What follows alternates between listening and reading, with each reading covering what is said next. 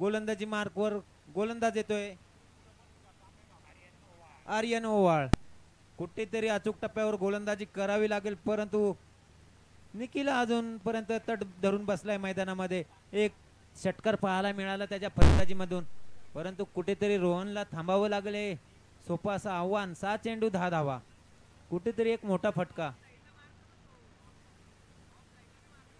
डाव्या हाताने गोलंदाजी करतोय. सुरेख फटका पाहायला मिळतोय. सुंदर असे रनिंग बिटवीन द विकेट पाहायला मिळते निखिल आणि प्रथमेश यांच्या माध्यमातून.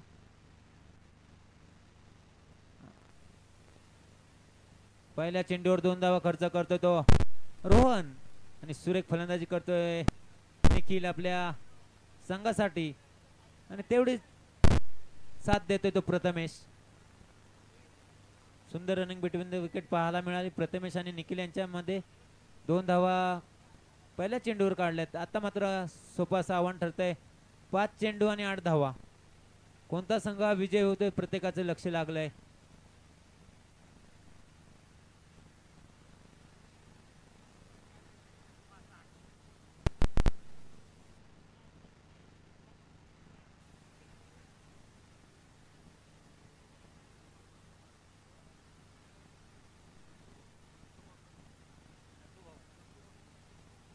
बारपे गावचे सामाजिक कार्यकर्ते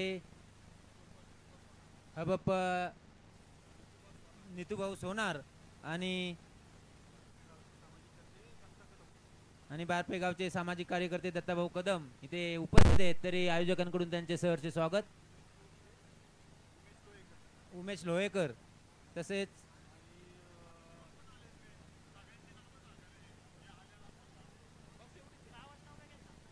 त्यांचं सुद्धा सहर्ष स्वागत. आता मात्र कमबॅक करतोय तो रोहन. निर्धाव चेंडू काढतोय. कुठेतरी कठीण असं आव्हान ठरलं ते आता मेंगडे युवा संघाच्या बाजूने. 4 चेंडू 8 धावा. कुठेतरी मोठा बिगिट करावा लागेल.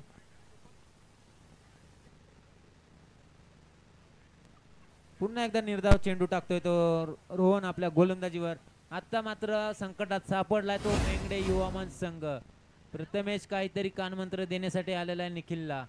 कुठेतरी स्ट्राइक रोटेट करायचे. 2-2 धावा काढायच्या होत्या प्रत्येक चेंडू मागे, परंतु कुठेतरी निर्धाव चेंडू काढल्यामुळे संकटात सापडतो तो मेंगडे युवा संघ. 3 चेंडू 8 धावा. कुठेतरी बिगिट करावा लागेल निखिलला. फुलटॉस चेंडू पुन्हा एकदा पुरेपूर फायदा उचलतोय का, परंतु एक धाव पूर्ण दुसऱ्या धावाचा प्रयत्न होतोय का. आणि सुंदर running between the wicket Prathamesh यांची आणि थर्ड अंपायर केलाय.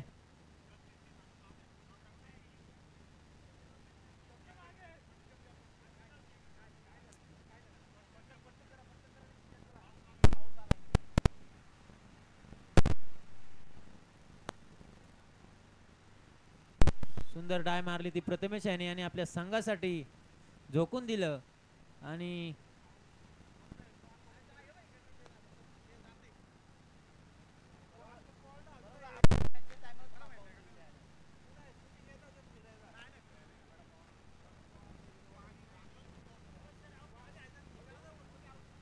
हा फलंदाज बाद होतोय.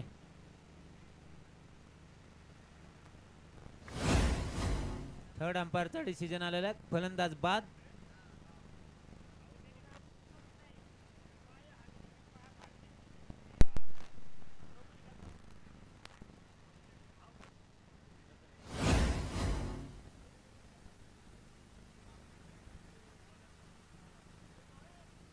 आता मात्र कुठेतरी संकटात सापडतो.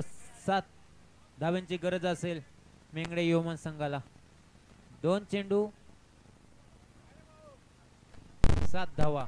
कुठेतरी आता मात्र निखिलला एक मोठा फटका मारावा लागेल.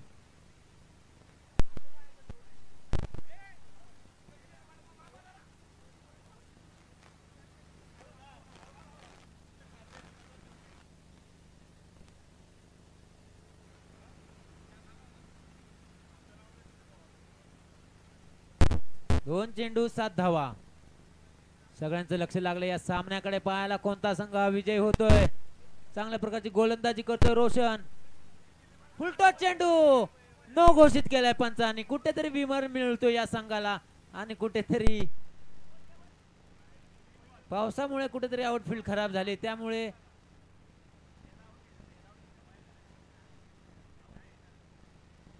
थर्ड अंपायर देतात. पुन्हा एकदा कुठेतरी रोमांचक सामना पाहायला मिळतो. 2 चेंडू 7 धावा असताना हा गोलंदाजाने खराब चेंडू टाकला नो, आणि तिथे 3 धावा पूर्ण केल्या. 4थ्या धावाचा प्रयत्न करत होते, परंतु रनआउटचा डिसिजन पाहायचा आहे थर्ड अंपायर कडे. नोचा पण चेक करायचा सर.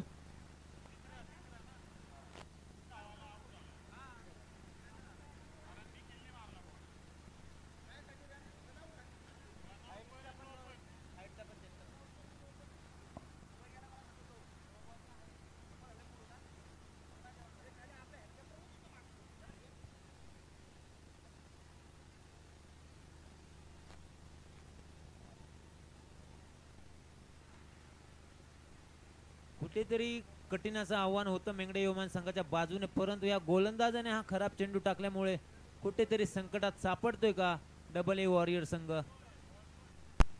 बॉल नो आहे.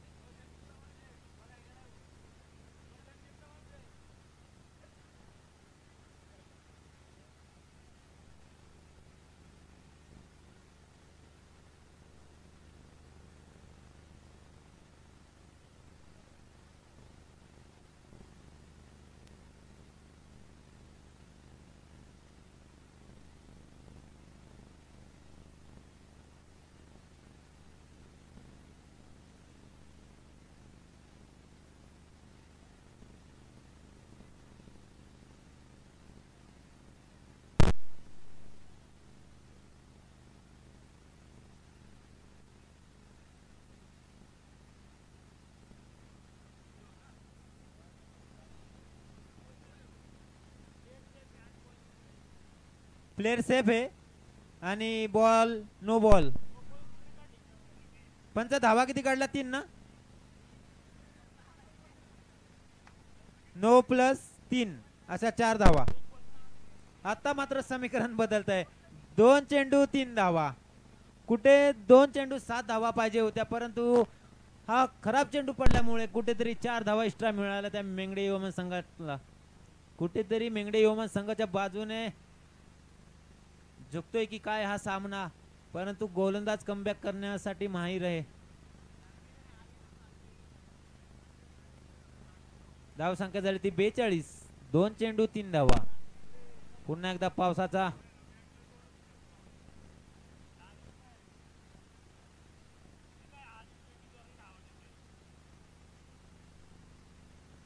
आता मात्र कमबॅक करतोय.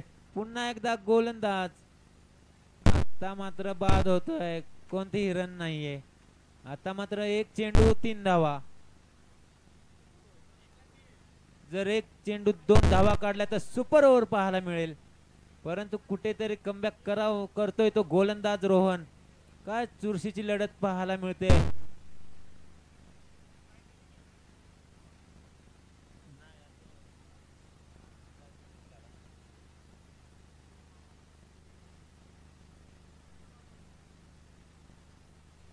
एक चेंडू 3 धावा.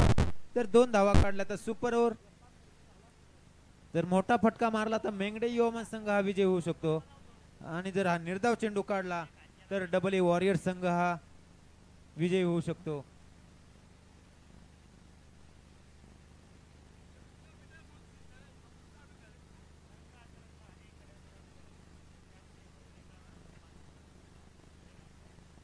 पुन्हा एकदा नवीन फलंदाज आलाय तो स्ट्राइकला तो निखिल. 14 चेंडू 22 धावांवर खेळतोय. आता मात्र रोहन 1 चेंडू 3 धावा. सुरेख फटका पाहायला मिळतो. 1 धावता पुन्हा दुसऱ्या धावाचा प्रयत्न होतोय का? सुंदर रनिंग बिटवीन द विकेट पाहायला मिळते. कुठेतरी तू माय करता करता हा फलंदाज बाद झालाय आणि डबल वॉरियर संघ हा विजयी होतोय. खरोखरच तिथे 2 धावा होत्या.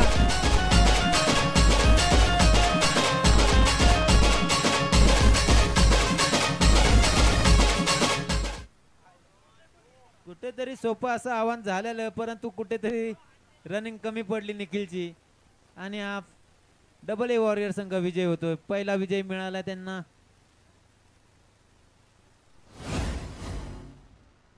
चला पुढची मॅच पाहायला मिळेल आता.